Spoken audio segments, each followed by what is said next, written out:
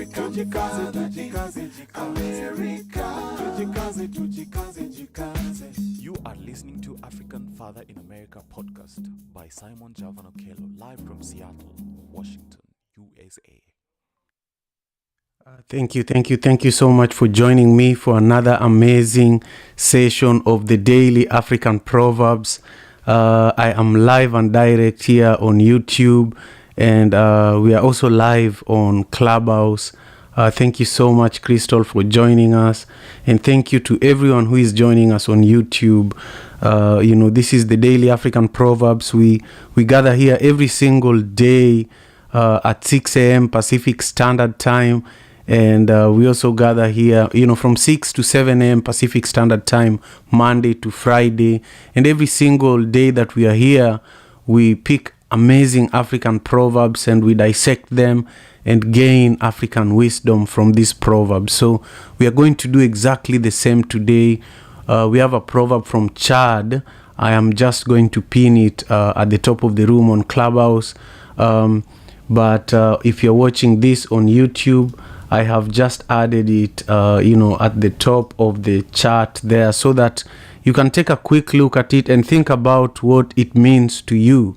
The proverb is really, really beautiful. It's talking about leadership. So today we are really going to, dive a little bit into it and learn from each other. So I'll pin it here, then share my perspectives and and then invite you all who are going to be here with us on Clubhouse to also share your perspectives about this proverb. And the proverb says, a leader in the community without a pot belly is a stingy man. A leader in the community without a pot belly is a stingy man. This proverb is, it reminds me so much about, growing up in Kenya.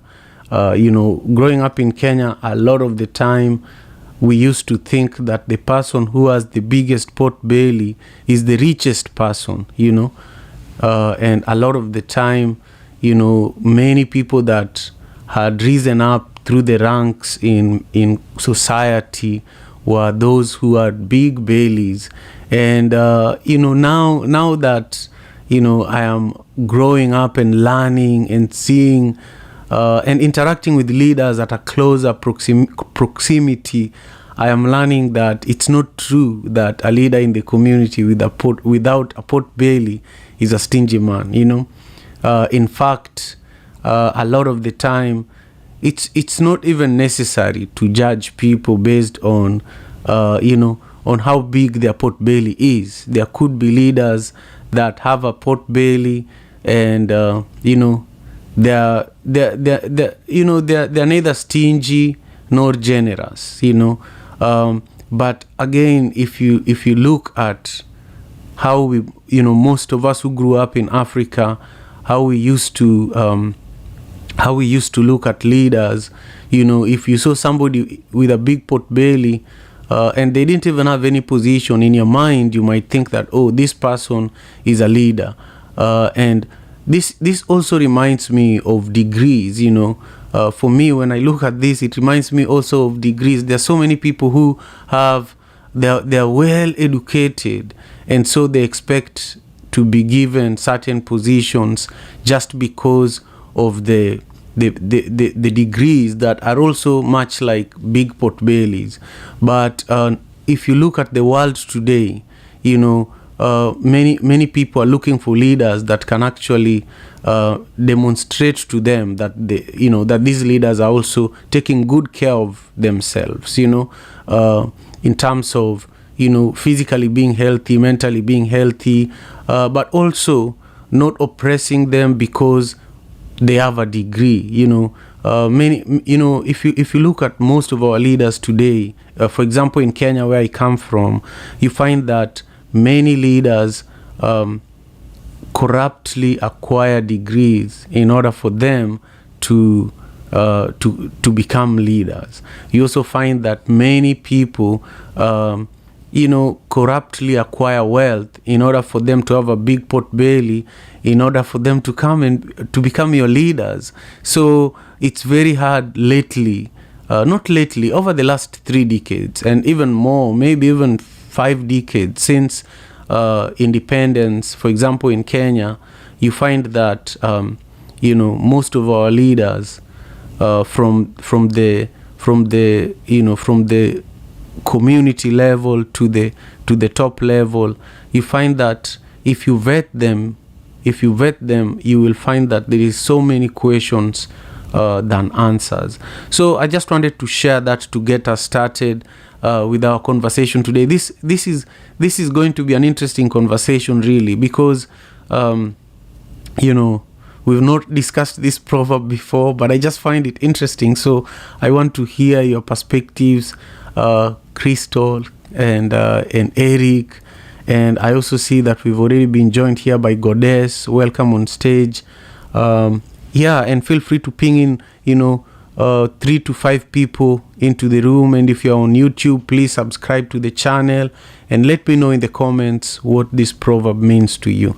So let's see what Crystal has to say about this, and then we'll listen to Eric, and then we'll continue, conversing around today's proverb from Chad. Crystal, how are you, and what are your perspectives on today's proverb? Yeah, while you were speaking, I was thinking, this may be in probably like a year, this may be the first proverb that I don't resonate with, or I can't mirror in some type of way. But I think that you said a lot to take away from, as far as how we are distinguishing someone that we place in like high esteem, or someone we're going to give respect to. These like surface level things, or maybe we see them with money or jewelry, or maybe they have degrees, maybe there's someone high in academia. That doesn't necessarily indicate the type of person they are, how emotionally aware they are, how self-aware, if they're even emotionally responsible. Like, those are the things that I look for when I connect with people. And wow, this person has high integrity. Um, something like that. Like that, those are the things that I like, that makes a person distinguished for me. Um, I feel like a leader in the community with a pot belly could also indicate greed. you know, um, as far, especially with anything post-colonial, like post-transatlantic trade. Anything post-transatlantic slave trade, you're going to find government corruption, um, especially if you're being occupied in some type of way, with the United. If you're Keep being going. Yeah, occupied, keep going, Crystal. Goddess will hear from you in just a moment. Thank you so much. especially if you're being occupied in some kind of way with the United States, it's kind of inevitable.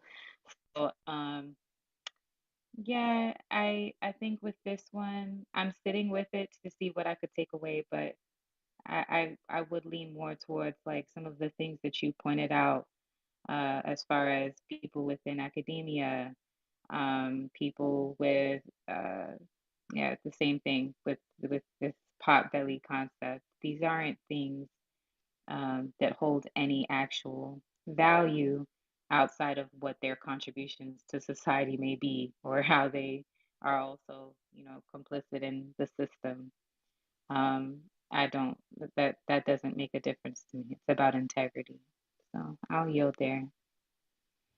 Yeah, I agree. And this proverb is definitely one to think about a little more. It looks as if it's one of those that you can just respond to the way it's written, but it has so many layers to it, because the pot belly is an indicator of so many things, but then if you think about it in terms of the power of, just the power of your core, and how there are a lot of sicknesses that come as a result of having a big pot belly, and many people don't always realize that. And so for me, this one is one to think a little bit more about. A leader in the community without a pot belly is a stingy man. Also reminds me about Raila Odinga, the current Kenyan opposition leader who is running for president. Is known as a stingy man. Of course, he has a pot belly, but he's known as a stingy man because he's not always giving handouts. If you compare him to, for example, Ruto, who he is running against currently in the elections that are coming up in Kenya in August. Ruto has been very generous, and that has even brought suspicion on what the sources of the funds that he's distributing are. So when you're a stingy man and you're a leader in Africa, you also learn that African people have actually been in most of our minds, we've been colonized and we've been corrupted primarily by the influence of our colonizers, who actually introduced corruption in our ways of governance. And so when you think about how the British particularly colonized a place like Kenya, they came to take everything and leave people without anything. And so that's the same tactic that our politicians are using. They take everything, then they grow a big belly, and then they want to then give you a little bit out of everything they've taken away from you. And this is very much comparable to, let's say, Starbucks. I'm drinking coffee right now. Starbucks takes most of the proceeds from the coffee that is harvested in Kenya, in Ethiopia. And if you look at how Starbucks takes care of its leaders and not the farmers, you realize that Starbucks in this case has a big belly, and they are not being generous, and they don't. Once you have a big belly, you don't care about other people. You don't care. You can't even reach your feet to care about the people who are by your feet. You have to get somebody else to tie your shoelaces for you. So I'm just using several other analogies to help paint a picture of what this proverb might be saying. It means so many things at the same time. I just want to welcome everybody who is here with us for the Daily African Proverbs on a beautiful Tuesday morning. I don't have a guest today, and so everybody is my special guest today. And we are discussing a proverb from Chad that says, a leader in the community without a pot belly is a stingy man. What do you think when you hear this proverb? Let's hear from Eric Mbiu, who is an amazing supporter of the Daily African Proverbs. Let's hear what Eric has to teach us from this proverb. Thank you so much for being here.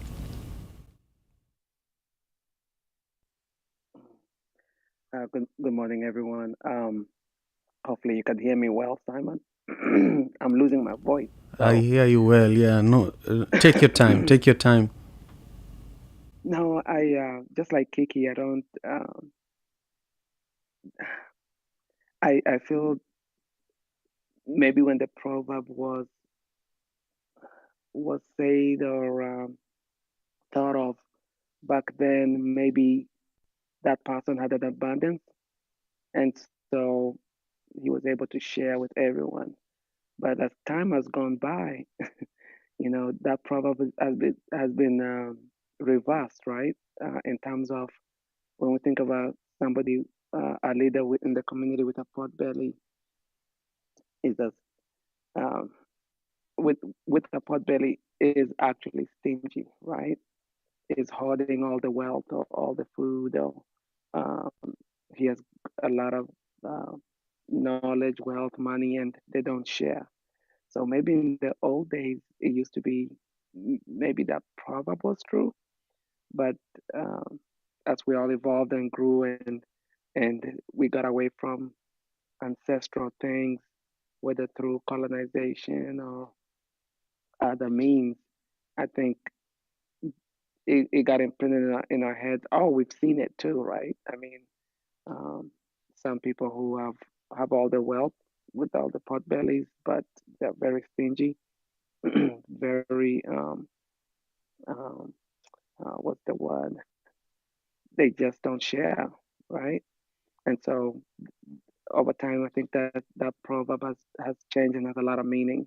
And then vice versa, right? Those without the pot bellies, they're skinny, starving, uh, malnutritioned, um, without the healthcare, without the knowledge, and so forth. So that's my take on it.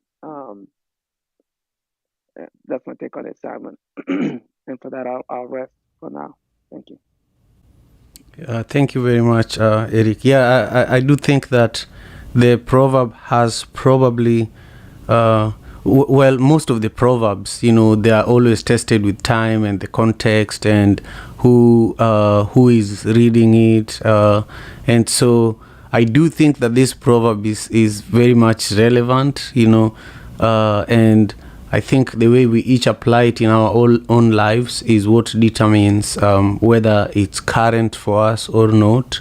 But I do think that it's true that there, even now there are other tribes in Ethiopia. There's a tribe in Ethiopia particularly that annually they have a contest of who has the biggest belly, and if you don't have a big belly, you don't get a wife. And wives pick the best husband based on how fat they are. So men literally go through a period of fattening themselves so that they look good. So it just depends with where in the continent you are, and also, for me, I look at this from the lens of someone who wants to stay healthy.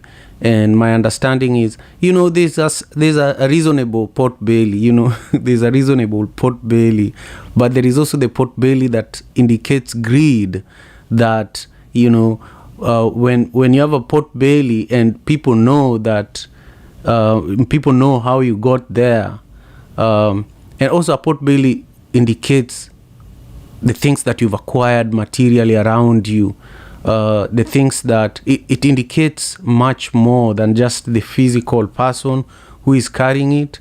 So I feel that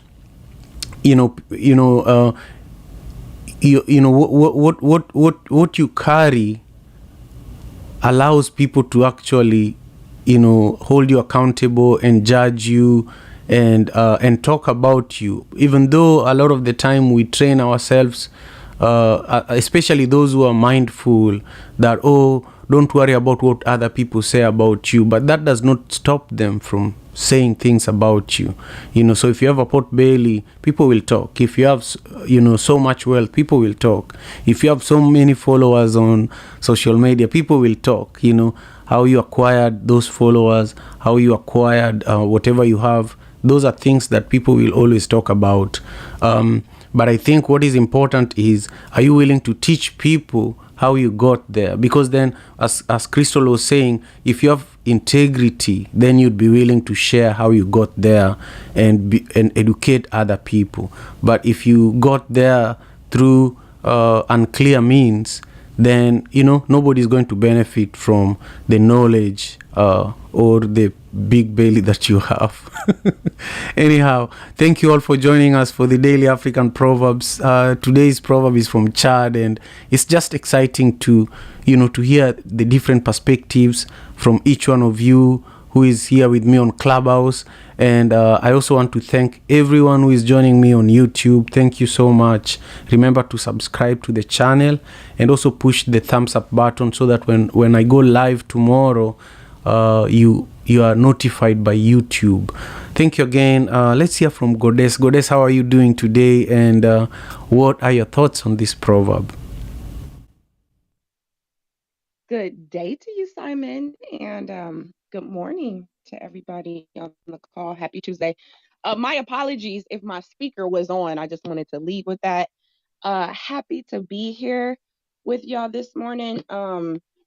Just so you know, Simon Heads Up, Tandy Seasway is with me this morning, so she's listening as well on my line. Um, it's funny. When I woke up, I kind of just got up a little bit, and I told myself I wasn't gonna speak this morning, and look at me speaking. Um, I haven't even had my tea, so this is something new for me, Simon, and it's very close to my heart. I just want you to know, okay? You created a beautiful space for us, and I'm very grateful to be a part of this space, especially as we're going through an awakening period. Um, I looked at the proverb this morning, and I was like, I don't know how to feel about this proverb. Um, and then a lot of thoughts came to me, like you said, this one is a multi-faced proverb. There's some people in my life that I love dearly, and as we say, they've been doing the work. And I do believe I have this thought process that when you take care of people, people take care of you. And it's something very simple. Even in the hospitality industry, you go out to eat. If your server is taking care of you, and you know how to do the right thing, you're gonna do the right thing, and you're gonna tip that server really good, right? Especially if your table had a lot going on, you're gonna make sure that you tip at least 20%. And so when I look at the proverb, it kind of reminds me of people who are doing the work. If you're doing the work and you're taking care of people, it's just naturally people are going to want to take care of you. And so when I think of the late Mel Reeves that just transitioned on us January 6th of this year, Mel had a little belly on him, right? And it came from 30 years of doing the work, over 30 years doing the work. When I think of Chairman Fred Hampton Jr. at this point, Chairman Fred Hampton Jr., Black Panther Party, Chicago Cubs, Chairman got a little stomach on him, y'all. I'm not even gonna front. He got a little stomach on him, and I've been thinking, like, is he gonna lose a little weight? Because he's always boots on the ground. That's a real revolutionary, y'all. This man don't sleep, and I'd be thinking like for him being so active, he has to lose a little bit of weight. But nope, every time I see him, I think he gained another little 7 pounds. And it is because he's out here doing the work and people want to take care of this man. They want to make sure that this man is eating. Um, I also agree with the brother that spoke earlier about how it might be a little bit of tables turned. Sometimes you can be doing the work to a point where you can't eat, you can't sleep. And so maybe you do lose a little bit of weight. So I feel like this proverb can kind of go on either side. Naturally, when you're doing the work, you're taking care of others. People want to feed you, people want to help take care of you, they want to gift you, right? Paying homage. But also, there could be a spirit that is so embedded at giving back and being about community that they can't sleep, they can't eat. But traditionally, when a person loves you and they respect you and they honor you, it's just natural to feed them. That's my first thought. Thank you so much. What does Tandikizwe think about it though? Since you are both together, I just want to know if she wants to share her perspectives as well. But I truly appreciate, your wonderful, thoughts and contributions to today's conversation. Again, welcome. Go ahead. She is in the process of her morning ritual, so I think she's going to be joining us in a little bit. Thank you very much. Hey, Faline, it's been a minute. I hope you're doing well. How are you, and where are you joining us from today? Greetings, everyone. Feline here from beautiful Belmopan, Belize. All is well. All is well. It has definitely been a good while.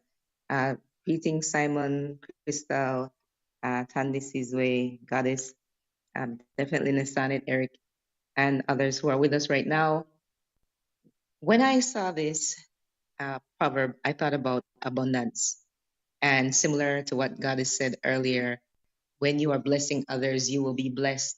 And I saw this as there's something that I heard once, and it has become more popular, whereby people say, you know what, when you give, don't give and turn your cup halfway. Don't give until your cup is over. Give from your overflow.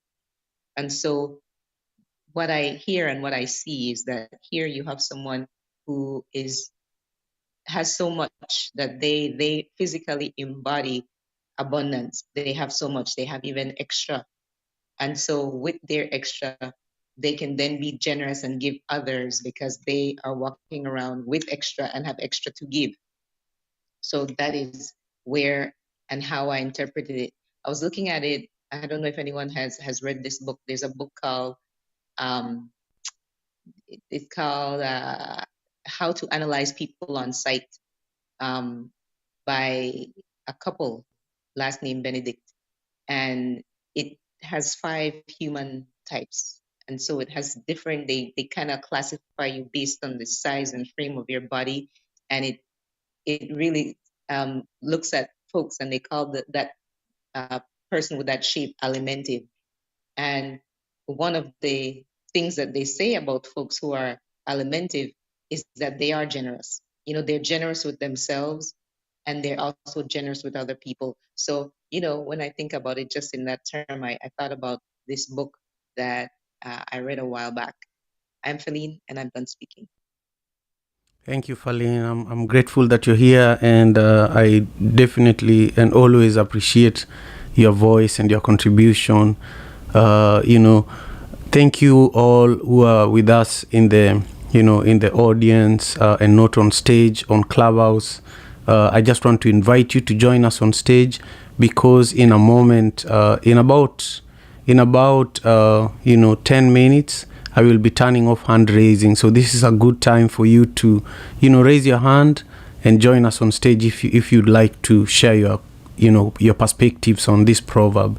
And also, I want to invite you, if you are with us on Clubhouse, to ping in 3 to 5 people into the room.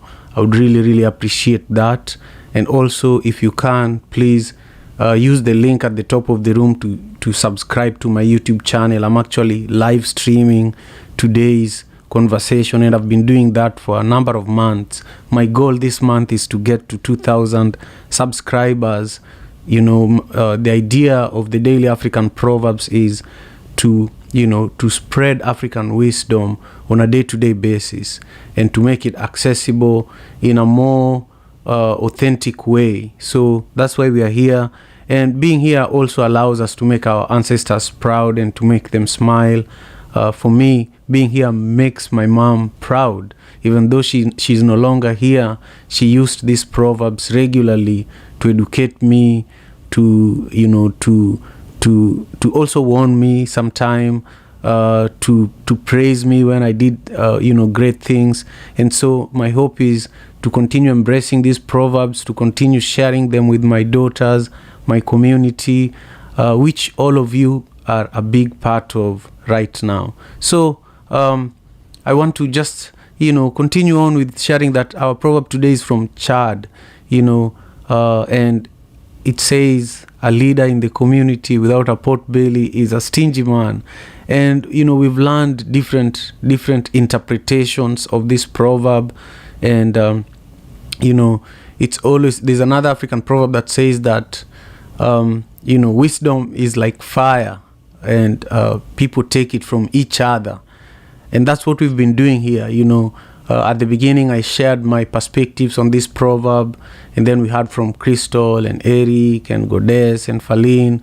And so out of all of this, there is something that each one of us can take away by in the next 30 minutes. So that's the hope. But I just want to say that when you look at this proverb, a leader in the community without a pot belly is a stingy man. There is always the opportunity to agree with the proverb, or the opportunity to disagree with the proverb. So I just want to say that for me today, I agree and I disagree with the proverb, because there are leaders who are not stingy. They are not stingy, and they don't have a pot belly. They're generous. They have nothing in terms of finances, in terms of material wealth to give, but they still give. They give their time, they give their life, they give their ideas, they give their skills. And for me, that's a real leader. That's a real leader, a leader that gives even when they don't have much to give. Those are the gifted leaders. They never run out of what to give. But our people, and especially people around me and people from the country Kenya that I come from, if I were to run for any leadership position today, I can't succeed. A mentor of mine is called Boniface Mwangi. He's one of the most celebrated photojournalists in Africa. He is also an author and a well-known activist in Kenya. He ran for member of parliament during the last election cycle in Kenya 5 years ago. And he was supported by ordinary people like us. People fundraised for him. People gave him their motorcycles so that he could campaign, and he never succeeded. And the person who won against him, was a well-known, I would say, a well-known, corrupt individual who was equally young, an artist, but has so much. He had actually run over somebody while driving just a few months before the election, and the case just disappeared because of how corruption is rampant in Kenya even now. So for me, when I think about leaders, I think about someone like Boniface Mwangi, and I just want to pose this question to everyone on stage. Does this proverb remind you of a particular leader that you'd love to speak about just for a moment? And also, when you think about, the world that we're living for our children, what are some, maybe one or two characteristics of leadership that you're hoping, we would have in leaders? And the stage is open. Anybody can share their perspectives. I had a thought, Simon, but I won't say it. I will say that I'm pro Black family. I'm gonna say that there's nothing like a Black. Oh, Goddess, we missed you there. I hope you come back. I think your connection, or maybe you received a phone call, but we lost you right when you said you are pro-Black family. So can you start from there if you're available? The app keeps going out and in. I don't know what that's about. But I was saying that I'm pro Black for the Black family. I'm all about a Black man loving a Black woman to produce beautiful, well-rounded, equally yoked Black children. Um, I just wanted to lead with that. I also think about leadership that's coming into a new awakening. When I think about people who have a leadership position, I think of how others will follow. And us as Black folks, we have traditions that we follow, especially when it comes to food. And when I think of leaders nowadays, I think of people who are probably a little bit more innovative when it comes to the traditions that we have in the kitchen. Because here in America, we have developed what's called a post traumatic slave diet.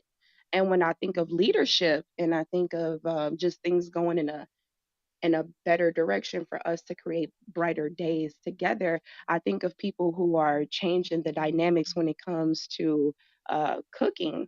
And I think of how we can share knowledge and information with each other. So we are helping each other to get out of this slave diet. It's the slave diet that's bringing the diabetes and the hypertension, the clogged arteries, um, cancers. The list really does go on. I think about people who are creating new recipes, new ways of cooking old meals that are actually healthy. I think about elders waking up and knocking that slave diet to the side and us actually producing food that is real soul food. I tell people soul food is food that is actually good for your soul, not food that has been drowned by salt, sugar, and fat. I yield the mic. Thank you very much. I appreciate that. And also I appreciate that you are pro-black family. And I have to say that I'm also pro-black family. And, I also want to add that from me personally, even though I am pro-black family and I was, born by an African father and mother, I am not married to an African woman. And, that is, something that I have to be honest and share with everybody, as often as I can, because that's my situation. And that does not mean that I am against the black family and the black community or the African community. So I'm happy to respond to anything around that, and I can explain why I ended up where I am in terms of my relationship and my marriage. If you want to hear, I'm always happy to engage in that. But I want to keep the floor and the stage open for anybody else who wants to share their perspectives on the question that I posed in regards to leadership. Thank you so much. Yeah, I actually think that what we're talking about is very relevant to the proverb and how recognize, we may recognize or make distinguishable, how can I say this? We recognize something that I think we've been like conditioned to see, and then we make associations with that. We have these associations with labels and how we present. And I think that an indication of a good leader is leads us back to discernment and leads us back to self. Like I also consider myself pro-black. I also consider myself pro-black family, but um, I'm pro-black love. That's like the overarching thing. And it doesn't necessarily have to look like something. You don't have to necessarily be from a certain area. You can be from anywhere, but I'm pro-black love because no matter how that shows up, a true black love is resilient because at the end of the day, with how white supremacy works, we're not afforded humanity. So no matter how you show up in your black love, it is resilient if it is, if you're committed to it. And I think a leader considers the most marginalized of its tribe and operates from there. And that's what I mean about integrity. And if that is what Feline was speaking on, of okay, a leader who has a pot belly, this is an indication of abundance and gives from that place to, the to the community, then I could understand the message of the proverb. But when we talk about pro-black love and pro-black family, who are we talking about? And I think that these are always my disconnects, not just within community, but also with leadership. An effective leader considers the most disadvantaged, the disabled, um, the ones who do not get the most visibility, and they amplify that, and they provide aid, they provide visibility, they provide resources, they provide support, they provide love. And I think these are indications of a true leader. And I'm done speaking. Yeah, thank you very much. I agree. It's rare though. It's rare that it's rare to find leaders like that. Growing up, long before I ever knew that I would ever move to the US, we used to have leaders who would actually send people in the community to look for students that needed help with their education. We used to have leaders that used to look for women that needed help with their housing situation. But these days, unless there is an election coming up, you don't see leaders showing up. So I'll just add that, and I'll keep the stage open, and the hand raising, I'm going to turn it off in a moment. So maybe for another minute or so, if you're in the audience and you want to join us on stage, this is a good time. And I want to hear what everyone else on stage has to say about the characteristics of a leader, especially now and also into the future. Thank you. Greetings, everyone. Feline here again. And the conversation and asking about leaders brought me to a song by King Aishoba, a Ghanaian traditional musician. He has a song called Wicked Leaders, which I tend to play every time there's an election. I bring this up because the way my mind works is that the process of elimination. I think about leaders, and I have a lot of people in my family who are educators, who are politicians, who have been mayors, who have been in the different ministries, etc. And I think about them, and I'm a bit biased because I know them and I love them on a personal level. And as leaders, I just see them with hardly any stain, if you will. Yet I have heard other people, they have come to me and say, "Oh, did you know your your auntie this, your uncle that, your godfather this," when they were in office. And I don't know what to say about that, how to address that. But what came to mind, I'm thinking about a local politician here, and it speaks to what I was saying earlier about them being generous. The proverb, the generosity, every I think it was, I want to say like every Christmas, and also when the school year began, the politician would bring us book bags for my sons, and would also bring turkey. I am a vegetarian. I'm actually vegan now, but we don't eat turkey. But I would give it to someone who eats it. But it turns out that that politician was getting a lot of money from questionable sources.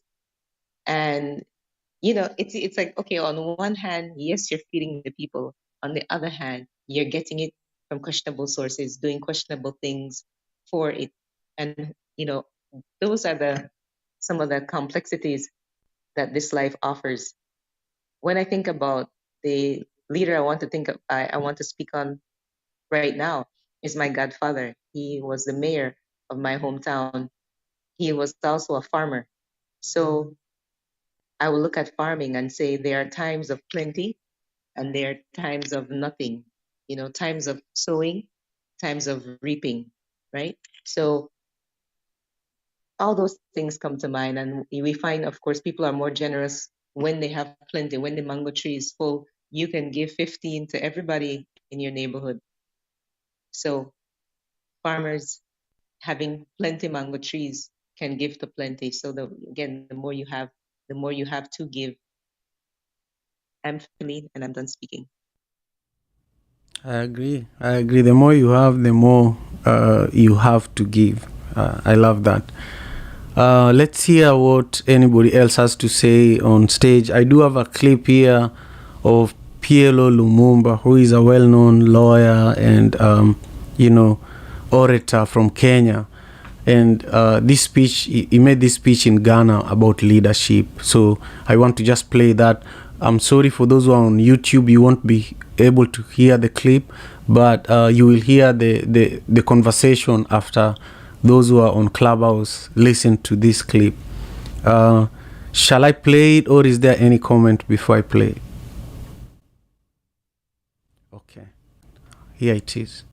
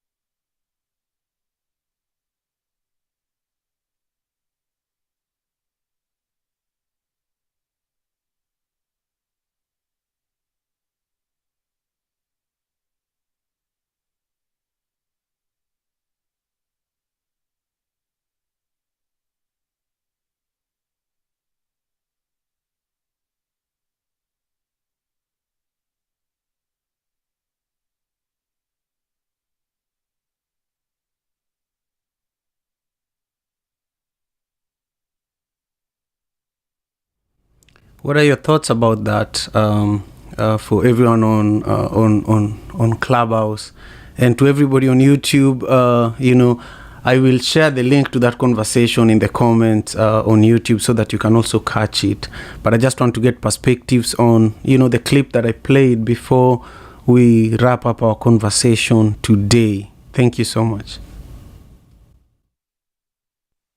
Thank you, Brother Simon, for putting that in the chat. I was definitely going to ask you if you could share us the link.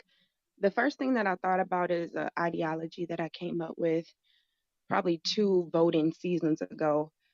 I tell people that if you did not see them in the streets, if you did not hear their name before they got on the ballot, if you didn't see them doing the work, they don't deserve your vote. If a person wants to be a leader, they want to be elected, you should know who they are before they put their name on that ballot. Thank you, Simon.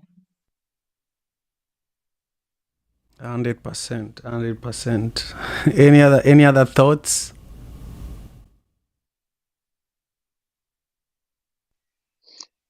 I, from those short clips, I think that's been my, I guess, my whole, how can I put it, man? That's been my whole problem with our country, right? Full of full of smart people, full of resources, full of love. But I think he's spot on when it comes to leadership and corruption, because I haven't been there in a long time, but my mom talks about it all the time, and it's you you gotta bribe for everything. Sometimes even you have to bribe just to get electricity to your properties or to your developments or to your home. And so I think that's the only thing that's holding us back to some extent. And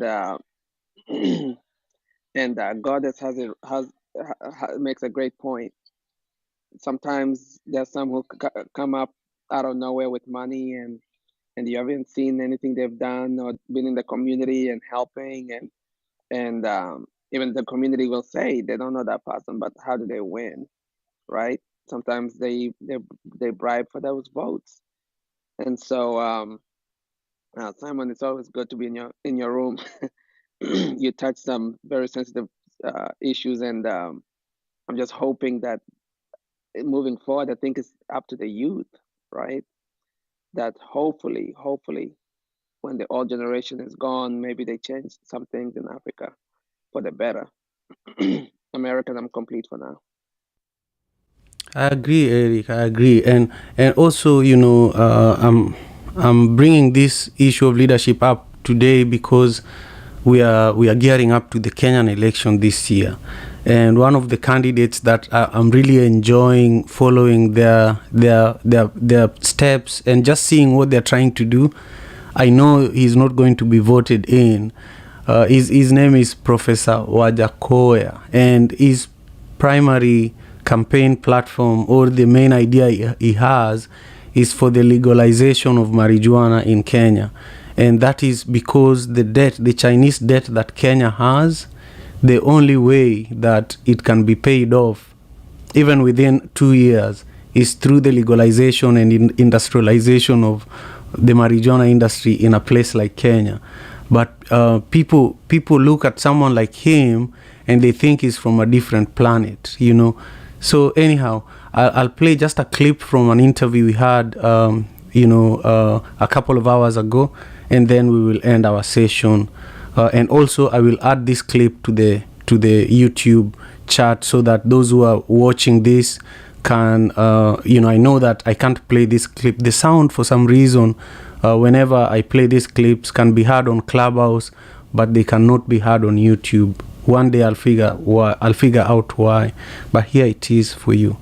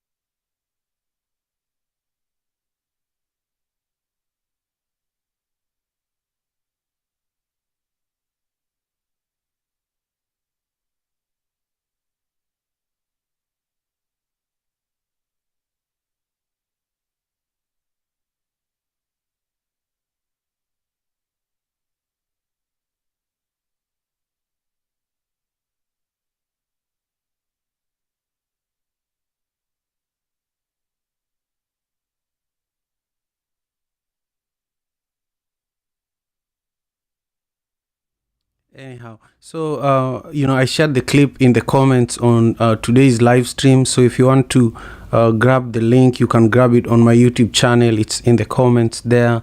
And I just want to thank you all for indulging and engaging with me, during today's Daily African Proverbs session. Today we were dissecting a proverb from Chad.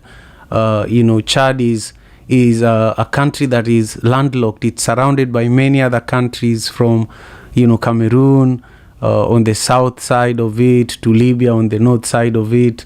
And, I feel that similar to Uganda, many countries in Africa that are landlocked have so much that most of us don't know about. Like, unless we discuss these proverbs here and bring Chad into our conversation, we don't know what's going on in Chad. So I encourage you to go to Google Chad, find out what's going on there, and just learn a little bit more.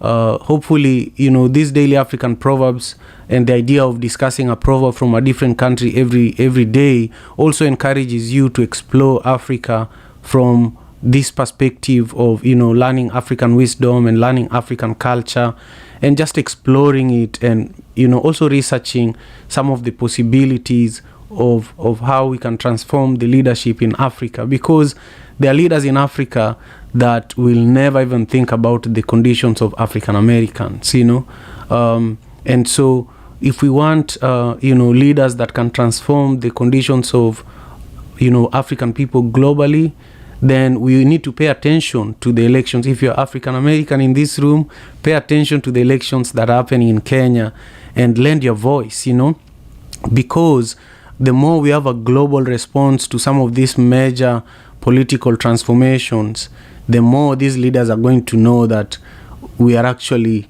responsible for not just our country, but our people.